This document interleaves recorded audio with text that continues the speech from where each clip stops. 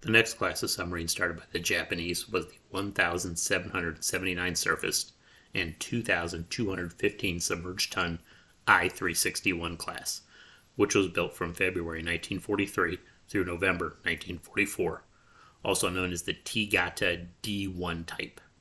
Not as gigantic as some of their contemporaries, these boats had a totally different role: transport submarine, hence the 300 series. Originally intended to support infiltration, they were quickly recast as supply runners. Other submarines have been tasked with this role and done kind of okay at it. The problem was they were unfit as they couldn't carry enough. So these boats were supposed to keep garrison troops supplied, even under the threat of enemy air superiority. So they had a much larger cargo capacity at the expense of armament. As such, it made perfect sense when they were used to make supply runs to Germany, right? Nope. Never even tried. Instead, with most of the islands they were meant to be supplying falling like dominoes, one was converted into a dedicated avgas tanker, and most of the rest were converted into chitin mother boats. That's okay, because honestly, the idea of supplying a garrison force of hundreds or even thousands, even if they weren't in combat, just by submarine, was a sign of just how bad things were going. Even with a constant train running back and forth, it just wasn't enough. They were the last Japanese submarines fitted with a deck gun. Main armament was two bow 533mm tubes for 2 torpedoes. A single open 140mm deck gun was mounted forward of the sail.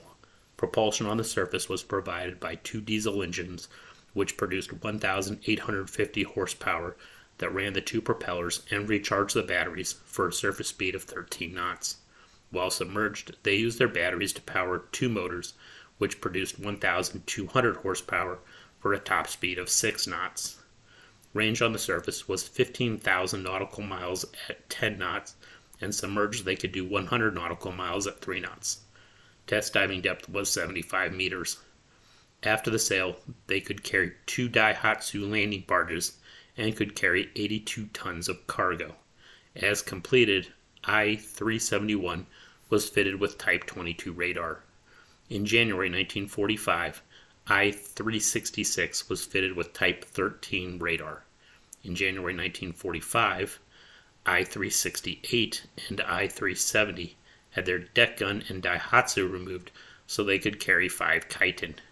In February 1945, I-361 had her deck gun and Daihatsus removed so she could carry 5 chitin. In February 1945, I-362 was converted into an avgas tanker and a snorkel was fitted. In March 1945, I-366 had her deck gun and Daihatsus removed so she could carry 5 chitin. In April 1945, I-363 and I-367 had their deck gun and Daihatsus removed so they could carry 5 chitin. I-361 completed post-commissioning workup in late August 1944 and made a supply run to Wake and back, arriving home in early November. In January 1945, she made another supply run to Wake and back. Now carrying 5 chitin, in late May she left port and sailed to attack the American invasion of Okinawa. On the morning of May 31, 1945, southeast of Okinawa, she was sunk by an Avenger from the escort carrier Anzio using sonobuoys, rockets, and Fido.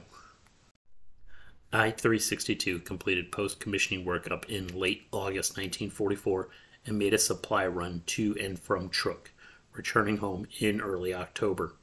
In late October through early November, she made a supply run to Marcus Island and back.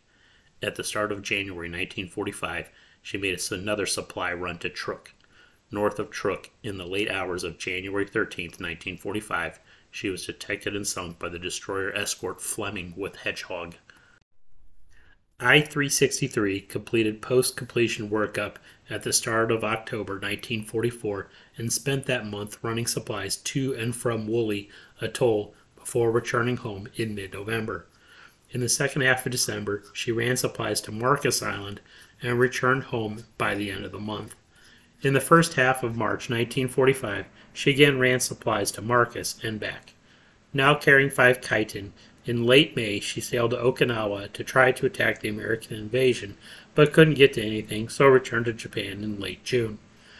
Again carrying 5 chitin, in early August she sailed to attack Ulithi, but was redirected north to defend against a possible Soviet offensive against Hokkaido. When the war ended, she returned to port. Post-war, while changing ports, on October 29, 1945, off Miyazaki, she hit a mine and sunk. I-364 finished post-commissioning training in September 1944 and headed out on a supply run to Wake. She didn't get far.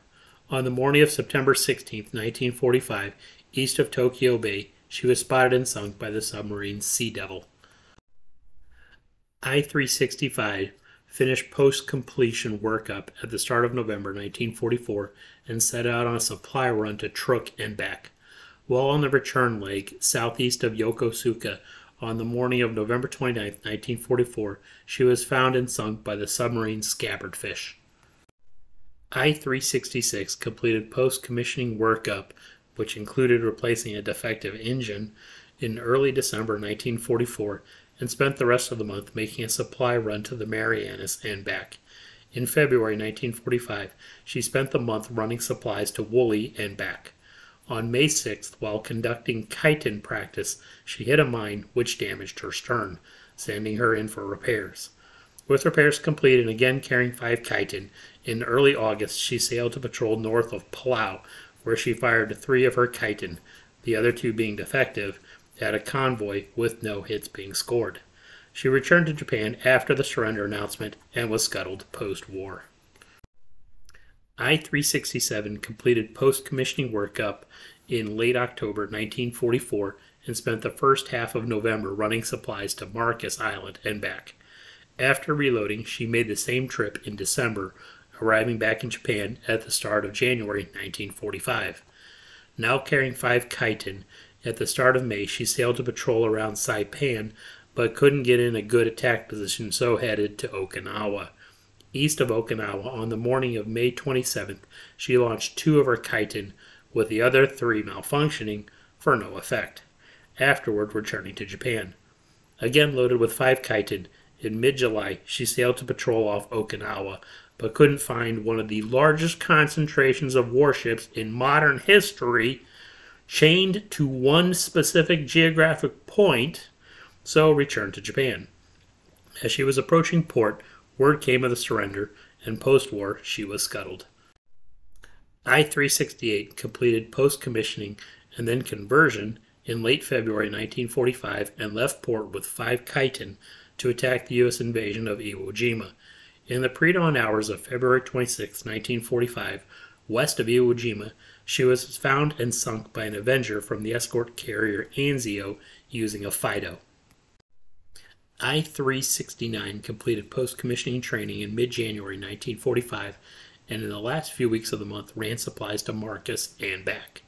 In late February, she again ran supplies to Marcus and returned to Japan.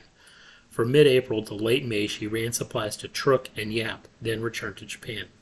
Upon returning, she began conversion to an avgas transport and was still in the process of conversion when the war ended. Post-war, she was scrapped. I-370 completed post-commissioning and then conversion in late February 1945 and left port with 5 chitin to attack the U.S. invasion of Iwo Jima. On the morning of February 26, 1945, east of Iwo Jima, she was found and sunk by the destroyer escort Finnegan. I-371 completed post-commissioning workup in mid-December 1944 and from late December ran supplies to Truk and Yap, then returned to Japan. As she was passing through the Bungo Strait and almost home on February 24, 1945, she was sunk by the submarine Lagarto. I-372 completed post-commissioning workup in late January 1945 and in early February left port for Formosa, but the plan was canceled, so she returned to port. Now converted to an avgas transport, at the start of May she made a supply run to Wake and back, returning at the end of April. From mid-June to mid-July she made another run to and from Wake.